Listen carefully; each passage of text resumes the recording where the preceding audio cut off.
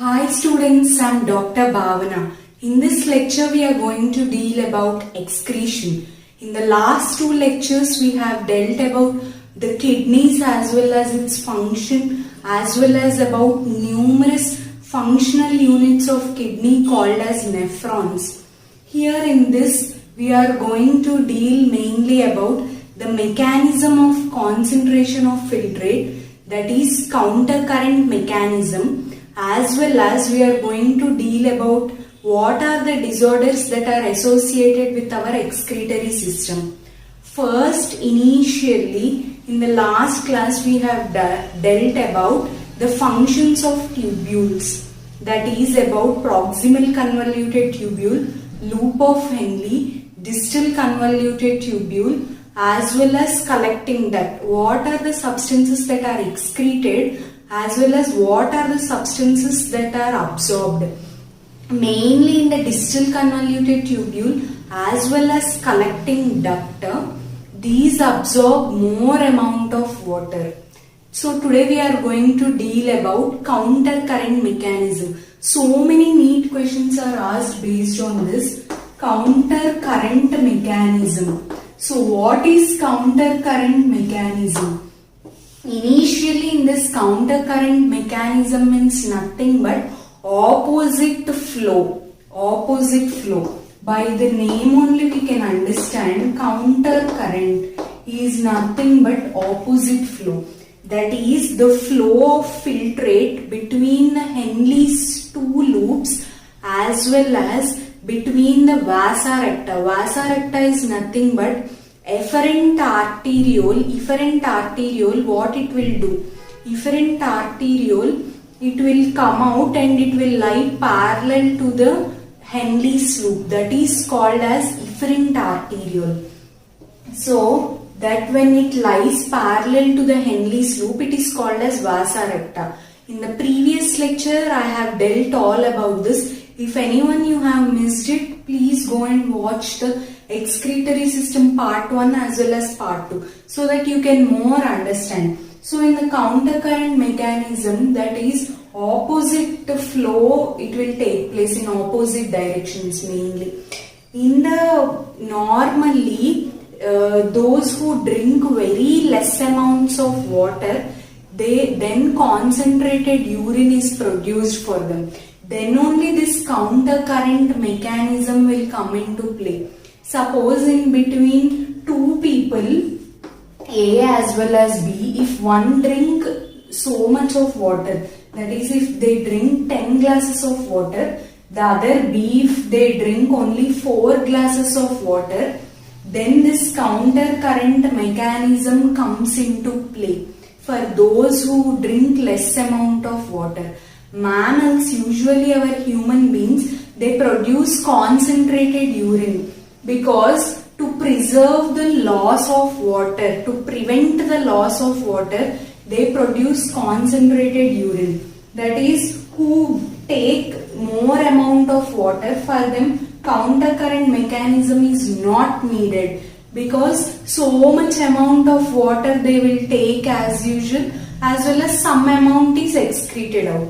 When who take very less amount of water, if everything get excreted out, then there is no use for them. So they can't preserve water.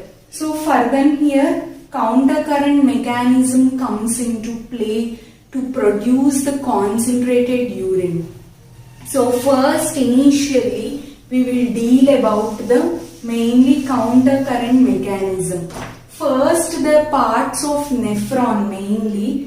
This is Bowman's capsule. This is Bowman's capsule. This is glomerulus.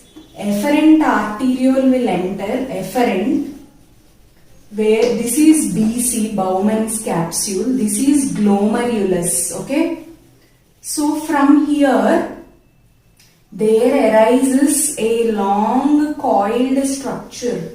That is nothing but proximal convoluted tubule. From proximal convoluted tubule, there arises descending limb as well as ascending limb of loop of Henle. This is descending limb of loop of Henle. whereas this one is ascending limb of loop of Henle. From ascending limb of loop of Henle, there arises another structure that is called as DCT, distal convoluted tubule. This is proximal, this is distal. Here there arises one collecting duct, okay. So now I will draw a line here. This line is separating the cortex as well as medulla. This upper part is called as cortex. This lower part is called as medulla. The spaces that are present here, it is called as medullary interstitium. Medullary interstitium. Interstitium is nothing but spaces which are present. Here, whatever any clear fluid filled spaces, we called it as interstitium. As it is present in medulla, it is called as medullary interstitium. So this is descending limb of loop of Henle, this is ascending limb. This is DCT, this is collecting duct mainly. So here this is PCT.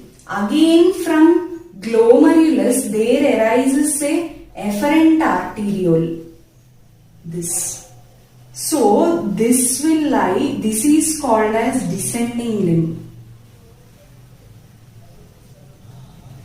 As well as this is the ascending limb of, this is called as ascending limb. I'll draw this with dark, I will darken it so you will not get confused here.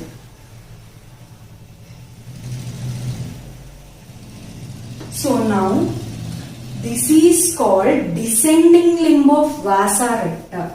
Descending limb of vasa recta.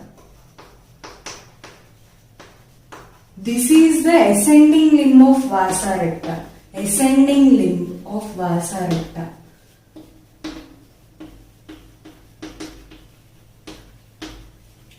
So these two will lie parallel to each other. First, initially, what is the blood osmolarity? Osmolarity is nothing but salt and water concentration that is present. So ideally, the blood osmolarity is about 300. So when the blood osmolarity is 300, in the proximal convoluted tubule, also the osmolarity is 300.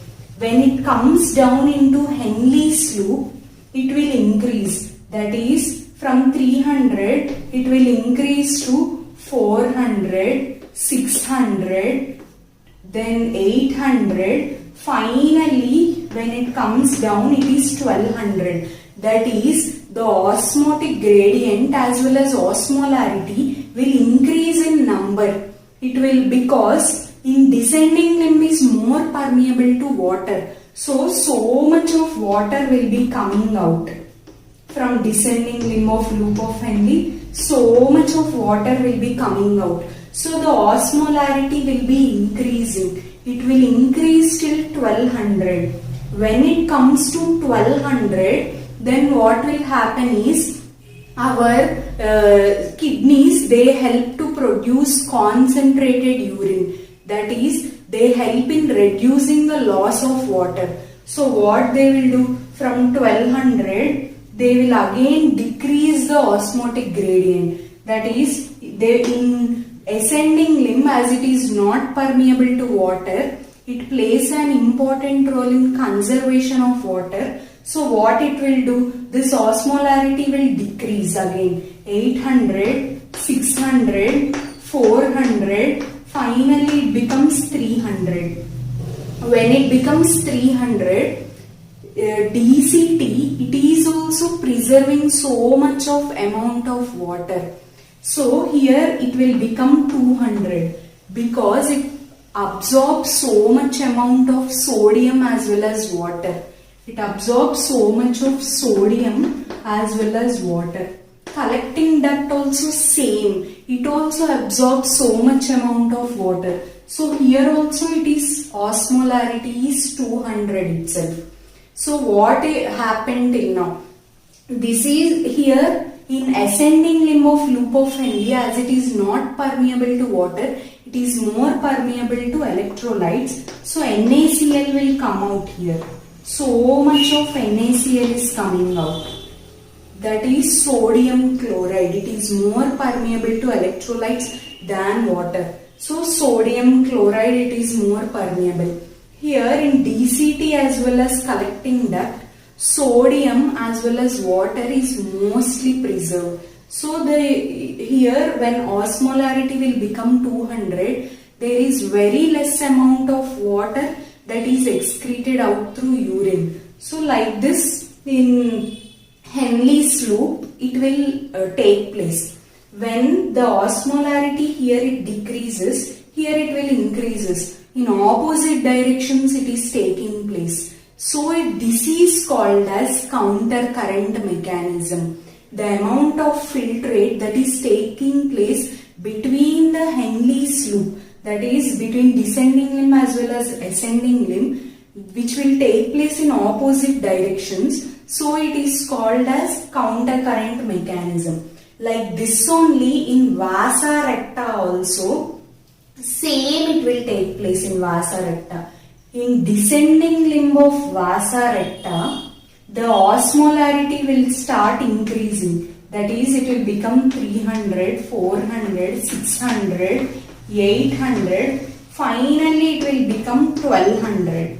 Again, in ascending limb, it will decrease. That is, it will become 800, 600, 400. Finally, it becomes 300. And it is passed out through renal pelvis. Renal pelvis. Simple, you all no need to get so much confused.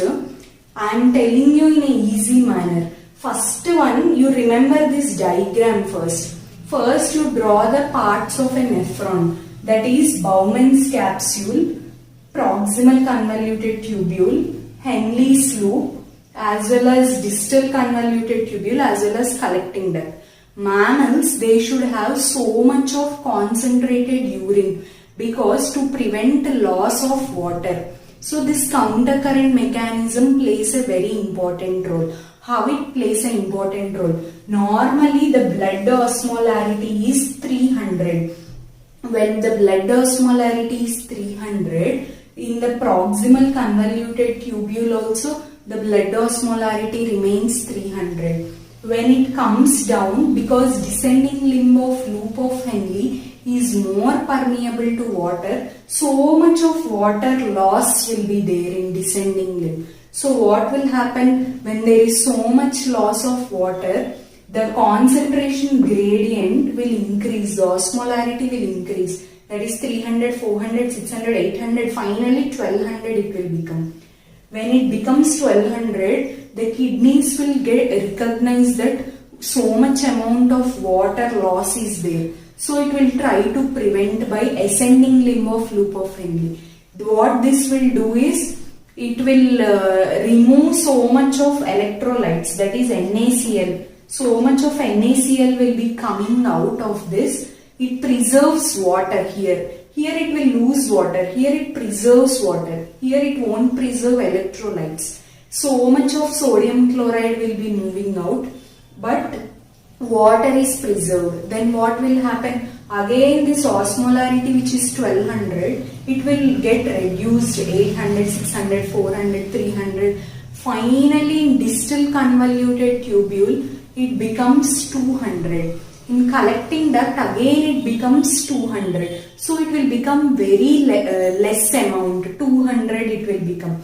Important NEET question that is mostly asked is, in proximal convoluted tubule, what is the osmolarity that is present? That is about 300. When it comes to DCT, that is distal convoluted tubule as well as collecting duct, it is 200. Again here in the middle, you all know what is happening. So this is about Henle's loop. So in between these two, it is taking place in opposite direction. So it is called as counter current mechanism. Here again, now that part is over. Next we come to vasa recta. Vasa recta, how it is formed? through efferent arteriole. One is efferent arteriole which is coming into the glomerulus. The other one is efferent arteriole which is coming out. The efferent arteriole is coming out and it lies parallel to the Henle's loop. One thing you should remember is the ascending limb of loop of Henle is in parallel to descending limb of vasa recta. Means these two are in connection with each other. While as descending limb that is coming out is in connection with ascending limb of vasa recta. These two are in connection. These two are in connection as well as these two are in connection. So mainly these two are in association with each other. So what will happen? Here so much of NaCl is moving out. So this full NaCl is absorbed by this. That is ascending limb of loop of Henle which releases NaCl is absorbed by descending limb of vasa recta. So the osmolarity again here it will increase from 300, 400, 600, 800. Finally here it will end. Again finally when it is coming up through ascending limb of vasa recta, this again 800, 600, 400 again it will come reduced. So these also are acting in opposite direction. Here water which is coming out through descending limb of loop of Henle is taken by ascending limb of vasa recta. So much of amount of water is coming. This will be taken up by this ascending limb of vasa recta. Then the osmolarity finally again it becomes 300 as well as it will move out through renal pelvis. So this is about mainly the counter current mechanism. In vasa recta also it is in opposite direction because here it is increasing, again here it is decreasing. So it is in opposite directions. In Henle's loop also it is in opposite direction. No need to get confusion if you remember one simple point, that is descending limb of vasa recta is in connection with ascending limb of loop of Henle. That is the simple process here you should understand. NaCl which is coming out is in association with this. Water which is coming out is in association with this. So this full part constitutes about concentration, that is mechanism of concentration of filtrate. Initially the most important NEET question which is asked is, so many times they asked, what is the concentration of initial filtrate to that of final filtrate? Means initially the concentration is about 300. Finally it becomes 1200. So how many times it is increased? 300 into 4. It is 1200. So the concentration of filtrate that is formed finally is about 4 times that of initial filtrate. Important NEET question which is asked. Normally what is the concentration of the filtrate is 300. Finally the concentration of the filtrate is 1200. So how much concentration of filtrate is needed is the concentration of filtrate that is finally formed is about 4 times that of initial filtrate that is formed. So this is about mainly the concentration of the filtrate as well as osmotic. Simply you should remember the numbers here, that is 300 as well as here 200. Finally how much, as well as how many times the concentration is 4 times that of initial filtrate, as well as through descending limb is more permeable to water. So much amount of water is excreted out, whereas in ascending limb NaCl is moved out, most of the NaCl is moved out. When it comes to vasa recta also, the ascending limb of loop of Henle is in association with descending limb of vasa recta, whereas this one is association with this, vice versa, as well as so much amount of water is moving out here, so much of amount of electrolytes. And this full PCT, distal convoluted tubule, glomerulus as well as half of the collecting duct, everything will lie in the cortex itself. Outer layer of kidney, outermost layer. Innermost layer is medulla. Medulla is consisting of numerous fluid filled spaces called as medullary interstitium. It is present. So this is only the loop of Henle is present in the medulla. Like this only we can differentiate between cortical nephrons as well as juxtamedullary nephrons also. Cortical nephrons, they are majority in number, as well as they extend only very little into medulla. Only small loop of Henle will extend into medulla. Everything will lie in the cortex itself. So they are called as cortical nephrons. When it comes to juxtamedullary nephrons, maximum will lie in the medulla. So it is called as juxtamedullary nephrons, but only 15% of the nephrons are juxtamedullary nephrons. So this is about the counter current mechanism. Next we are going to deal about what are the other excretory products that are excretory organs which play a very important role. The main other excretory organs which play a very important role are lungs, liver. These all are also excretory organs which play a very important role. Mainly, what are the excretory organs which play a very important role?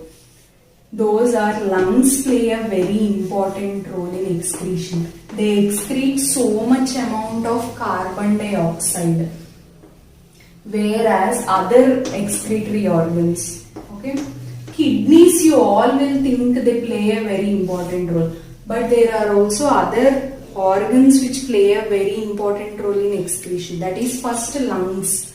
They excrete so much amount of carbon dioxide. When it comes to liver, bile. Liver contain a yellowish colored fluid called as bile. This passes into the intestine. Bile contain numerous pigments called as bilirubin, biliverdin, as well as cholesterol, as well as bile pigments. So many are present in this. These all in the liver only they are present. So in the bile juice they are present. The bile is also should be excreted out. It also contains waste substances. So these all are the waste pigments that are present in the bile. So through liver this also is excreted. Liver also excretes one of the excretory products. Next it comes to skin.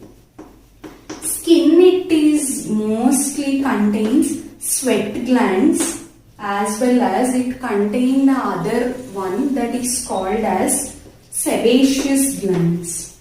Sweat glands, you all know. Sweat is also one excretory product. Sweat contains numerous electrolytes like NaCl, urea, as well as some amounts of water. Sebaceous glands, where they are present? They are present in the hair follicles, in the innermost layer of the hair follicles. These sebaceous glands are present. So here also they secrete a oily substance that is not useful for the body, is sebum. Sebum, they are present near the hair follicles. So you all will think that only kidneys play a very important role.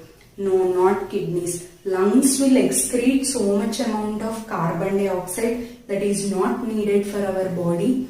Liver excretes bile substances. Bile contain numerous bile pigments, cholesterol, bile, bilirubin, biliverdin, like that.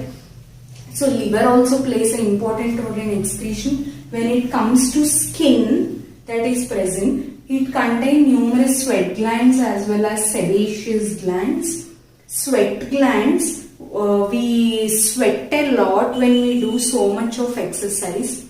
So what are the main components that are present in our sweat is nothing but NaCl, urea, as well as water. And then in sebaceous glands means they secrete numerous amounts of sebum. That is, they are present in the innermost layer of the hair follicles.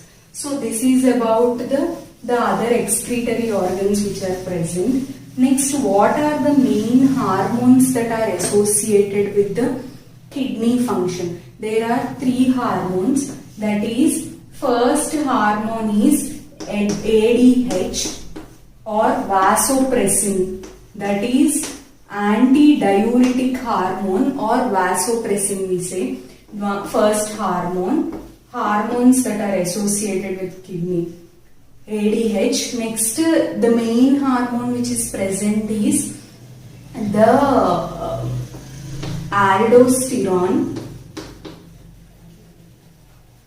Third one is atrial natriuretic factor. First ADH we will deal. ADH is also called as antidiuretic hormone. Means it prevents diuresis. Diuresis means nothing but if there is excess loss of water through urine, that is prevented by antidiuretic hormone. It will act on distal convoluted tubule, will act on DCT. Whereas this aldosterone, it will also act on DCT. These both will act on distal convoluted tubule and prevent the loss of water. Where is this antidiuretic hormone produced?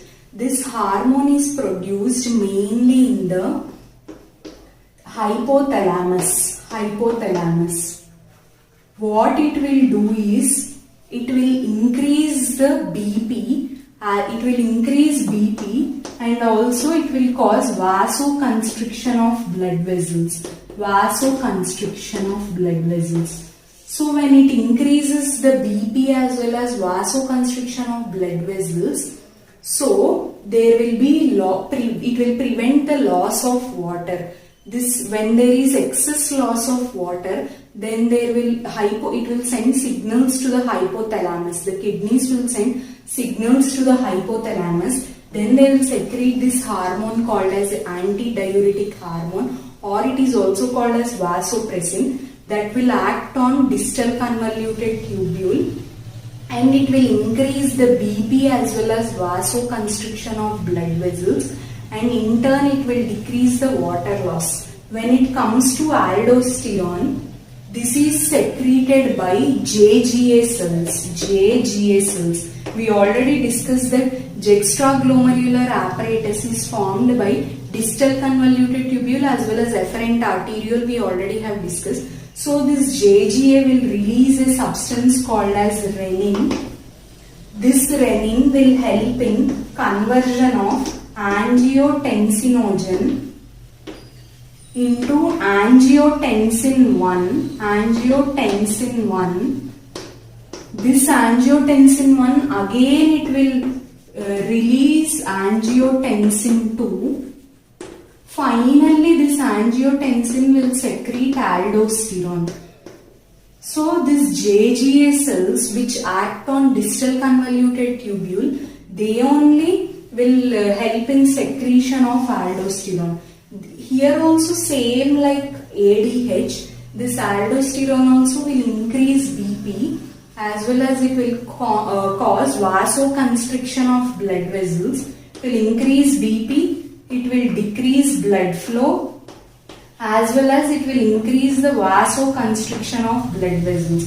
So everything like this it will happen as usual. It will increase BP, it will decrease blood flow as well as it will cause vasoconstriction. When this full will happen, then automatically the loss of water through urine is prevented by this. Next, third one is atrial natriuretic factor, that is ANF. ANF is nothing but simply there will be increase in blood flow to the heart. Now what is this blood flow to the heart? Why it is coming in kidneys, you all will think. Because this is coming in kidney because it plays an important role in control of this JGA.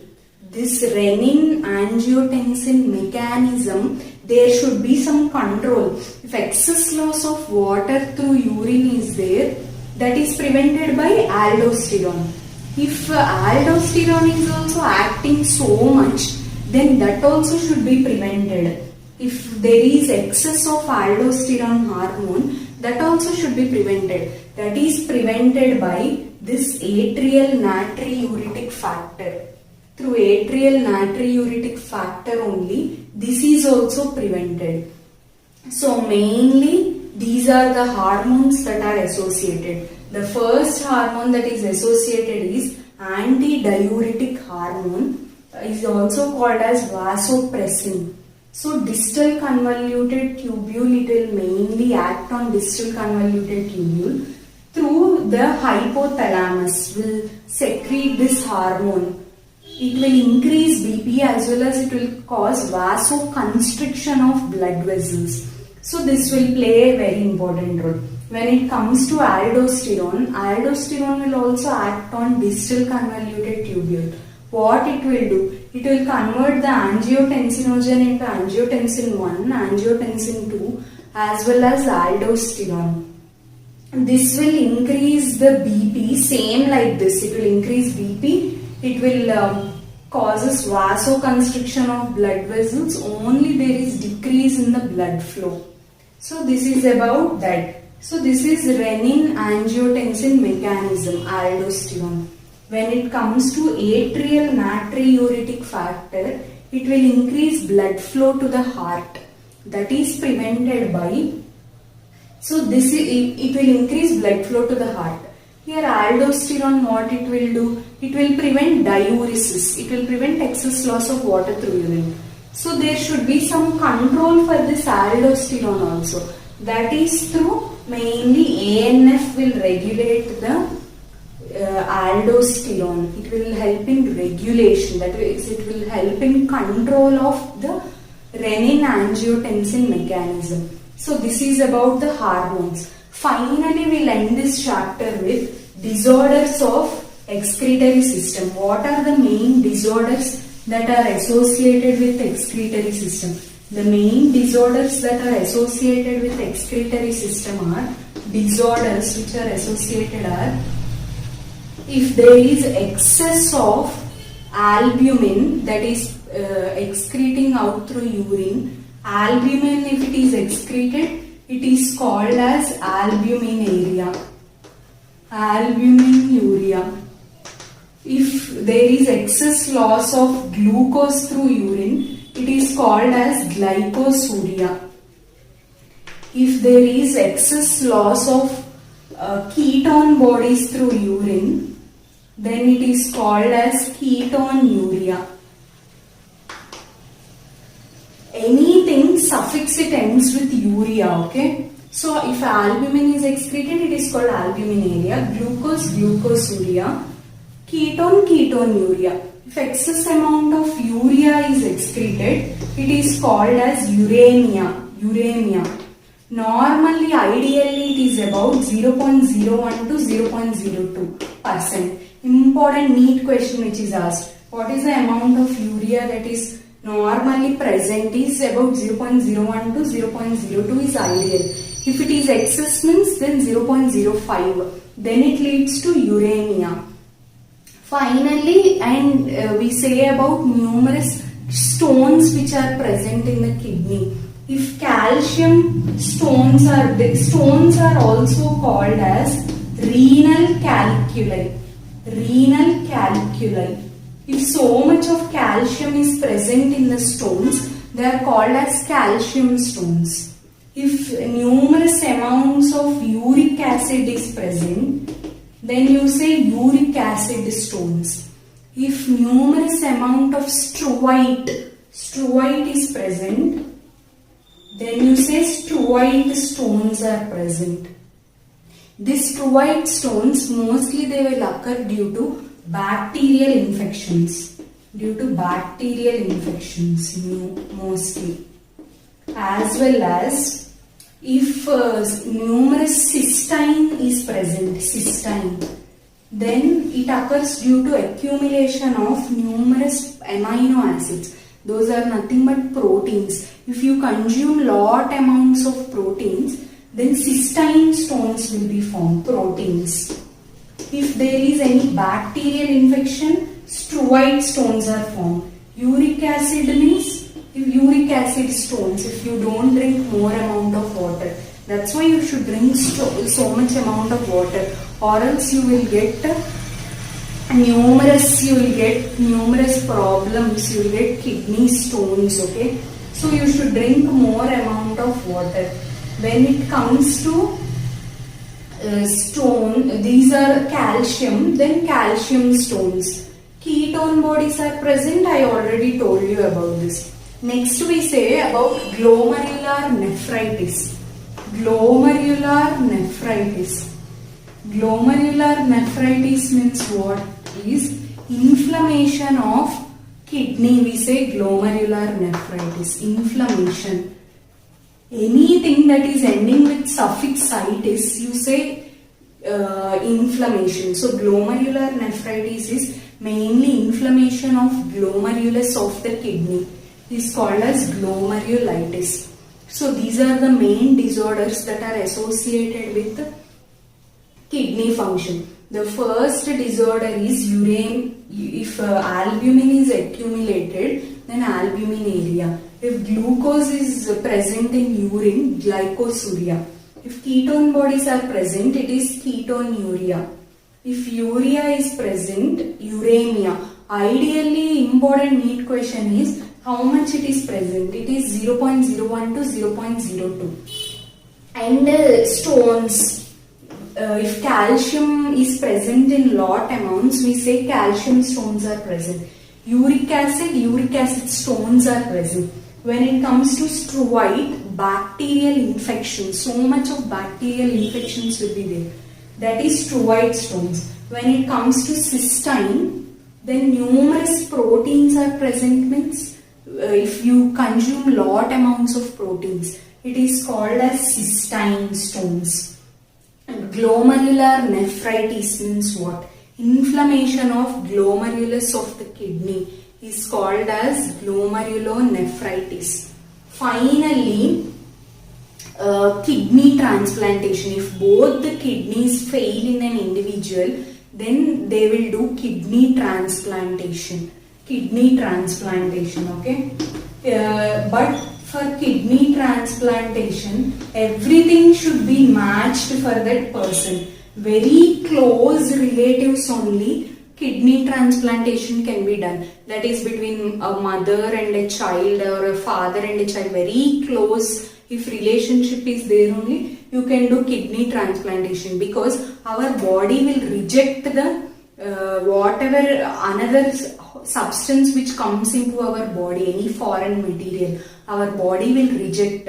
So everything should be seen for a kidney transplantation, and then only kidney transplantation should be done for individuals. Between close relatives only kidney transplantation should be done. If there is no option for kidney that is transplantation, there is an important thing that is called as renal dialysis. That is renal dialysis. In renal dialysis, what will happen is mainly through one artery, our radial artery which is present, through radial artery, they will send to one dialysis unit. They will take our blood and they will send to one dialysis unit. So in the dialysis unit, it is free of all, it is containing pure plasma will be there. All the nitrogenous wastes are absent in that. So they, while going through that, they will add heparin. Why they will add heparin is important NEET question. To prevent, this is an anticoagulant, means our blood will contain so much of clotting factors. These clotting factors are removed by adding heparin, and they will send to the dialysis unit. From the dialysis unit through vein, again it is sending back into the through vein it is sent back. Again antiheparin is added. Why antiheparin is added? Because the coagulation again should take place in our body, right? The blood which is containing, again coagulation should be done. So it is by again back it is coming through adding antiheparin. In dialysis unit, what will happen is, if kidney transplantation is not done, our waste should be removed from our body. If kidneys are not working, what you will do? Then only renal dialysis will take place. They will take blood from our artery, that is here radial artery they will take. They will add heparin. It is sent into dialysis unit. All the wastes are taken out from that. Again through vein it is sent back into our system by adding antiheparin. While going you add heparin, while coming back into our body we add antiheparin. So these are the disorders that are associated with our excretory system mainly.